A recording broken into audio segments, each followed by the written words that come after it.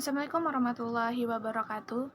Saya di sini mahasiswi UIN Songo dari Prodi Pengembangan Masyarakat Islam. Perkenalkan, nama saya Fatihatur Rahma, NIM 19010460029. Di sini saya akan sedikit memaparkan teknik analisis data. Nah, sebelum kita masuk ke tema inti, yaitu teknis analisis data, kita harus lebih tahu apa sih analisis data itu. Nah, analisis data itu merupakan salah satu proses penelitian yang dilakukan setelah semua data yang diperoleh guna memecahkan permasalahan yang diteliti sudah diperoleh secara lengkap.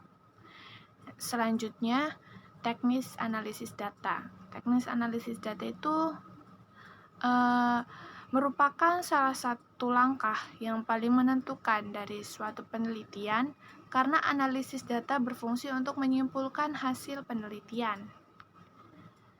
Nah, yang selanjutnya yaitu apa saja sih teknik analisis data? Nah, dalam teknis analisis data ini terdapat dua tahapan. Yang pertama, tahapan penelitian, dan yang kedua, instrumen penelitian. Nah, tahapan penelitian. Dalam tahapan penelitian terdapat beberapa kegiatan seperti perencanaan, pelaksanaan, evaluasi, dan penyusunan. Di dalam perencanaan terdapat kegiatan lagi seperti yang pertama, peneliti memecahkan kelas yang akan dijadikan sampel. Yang kedua, membuat instrumen-instrumen penelitian yang akan digunakan untuk penelitian. Yang kedua, pelaksanaan penelitian. Di dalam pelaksanaan ini terdapat beberapa kegiatan juga sama seperti perencanaan.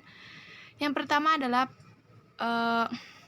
peneliti melaksanakan pembelajaran pada sampel. Yang kedua, peneliti menguji coba, menganalisis, dan menetapkan instrumen penelitian. Yang ketiga adalah evaluasi.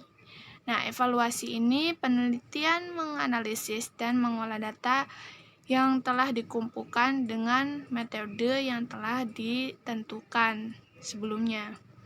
Dan yang terakhir adalah penyusunan laporan. Nah, penyusunan laporan ini terdapat beberapa kegiatan seperti menyusun dan melaporkan hasil-hasil penelitian.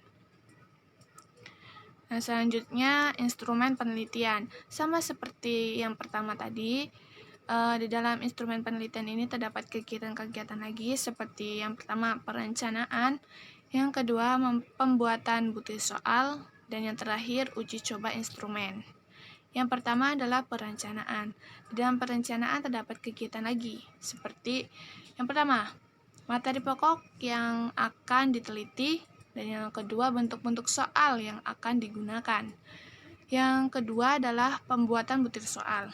Nah, pembuatan butir soal ini dilakukan oleh peneliti berdasarkan perencanaan yang telah dibuat, karena untuk menjaga kemungkinan soal tes yang mungkin tidak tepat untuk tes atau sudah rusak.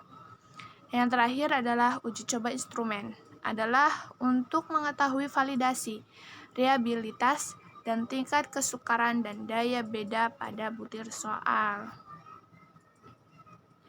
Nah, dalam uji coba instrumen ini terdapat beberapa kegiatan lagi seperti uji validasi, uji reliabilitas, taraf kesukaran soal, dan yang terakhir daya pembeda soal. Yang pertama, uji validasi. Ukurannya menunjukkan tingkat-tingkat kevalidan atau kebenaran suatu instrumen.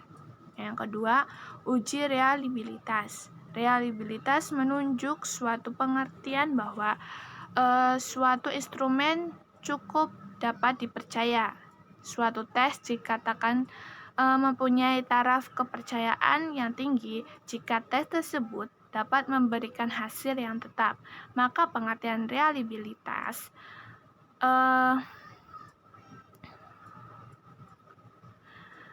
berhubungan dengan permasalahan ketetapan hasil tes. Yang ketiga, taraf kesukaran soal. Soal yang baik adalah soal yang tidak terlalu mudah atau terlalu sukar. Yang terakhir adalah daya pembeda soal. Nah, dalam daya pembeda soal, kemampuan suatu soal untuk membedakan antara satu dengan yang lainnya. Mungkin cukup itu yang bisa saya sampaikan.